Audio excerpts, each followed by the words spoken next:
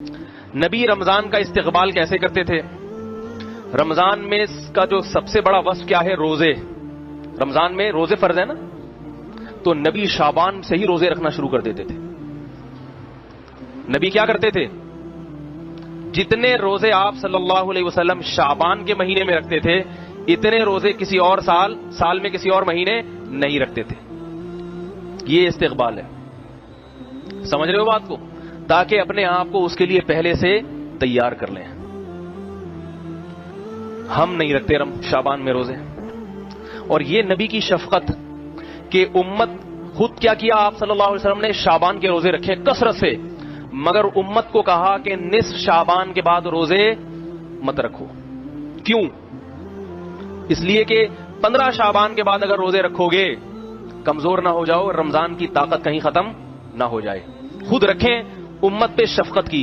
تو پتہ یہ چلا کہ 15 شعبان تک امت کو حکم ہے جتنے زیادہ روزے رکھ سکے، اور جو طاقتور ہے صحت مند ہے وہ 15 کے بعد بھی رکھے. مگر ہمارے ہاں کا نہ طاقتور رکھ رہا ہے نہ کمزور رکھ رہا ہے. وہ رمضان میں نہیں رکھتا، ادھر پہلے کیا رکھے گا وہ؟ استقبال کا یہ مطلب ہے. دوسری بات، رمضان کی دوسری بڑی عبادت کیا ہے؟ پہلی عبادت جو رمضان کی سب سے بڑی ہے وہ روزہ ہے. دوسری کیا ہے بتائیے؟ تراویح. تراویح میں قرآن کی تلاوت ہوتی ہے. تو رمضان کے آنے سے پہلے شعبان کے مہینے میں ہی تہجد کا اہتمام شروع کر دیا جائے اور تلاوت کی کثرت شروع کر دی جائے. سمجھ میں آ رہی ہے بات؟ تیسری بات، رمضان کا مہینہ اللہ نے ہم پہ فرض اس لیے کیا تاکہ ہم سے گناہ چھوٹ جائیں. تو شعبان میں ہی گناہوں سے اجتناب کرنا شروع کر دیا جائے تاکہ رمضان تک پہنچتے پہنچتے سارے گناہ چھوٹ جائیں. جو جس برائی میں مبتلا ہے شعبان ہی سے اس برائی کو چھوڑنے کی کوشش شروع کر دے. سمجھ میں آ رہی ہے بات؟ یہ 3 کام کرنے ہیں کس مہینے میں؟ بولو بھائی. شعبان میں. ایک، روزے رکھنے ہیں نفلی.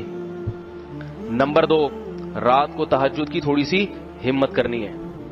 اور نمبر 3، گناہوں سے بچنے کی. گناہ کسے کہتے ہیں؟ بد نظری ہے. آج کل انٹرنیٹ پر بہت بےہودہ چیزیں دیکھی جا رہی ہیں. جوان آدمی اپنے آپ کو ان چیزوں سے بچانے کی کوشش کرے. ماں باپ کی نافرمانی بہت ہو رہی ہے گھروں میں، باپ کا احترام ہی نکل گیا ہے. ماں کا تو پھر بھی تھوڑا سا کر لیتے ہیں کیونکہ ماں جو ہے نا آگے سے وہ بیچاری کمزور ہوتی ہے، ڈرتی ہے اولاد کے سامنے. باپ چونکہ جواب دیتا ہے تو پھر یہ آگے سے ڈبل بھر کے اس کو جواب دیتے ہیں. اس لیے باپ کا احترام ذرا مشکل ہوتا ہے کیونکہ باپ سنا دیتا ہے کھری کھری، تو آپ میں برداشت ہے نہیں، آپ اس سے زیادہ کھری کھری سنا دیں گے اس کو. تو ابھی سے کنٹرول کریں. یہ یقین کر لیں کہ یہ میرا باپ ہے، اس کی پیشانی پر اگر میں نے محبت کی نگاہ ڈالی 1 حج اور عمرے کا ثواب ملے گا. نفرت کی نہیں، محبت کی بن کے رہے. اللہ تعالی ہم سب کو نیک اولاد بننے کی توفیق عطا فرمائے اور مشفق باپ بننے کی توفیق. وما علینا الا البلاغ.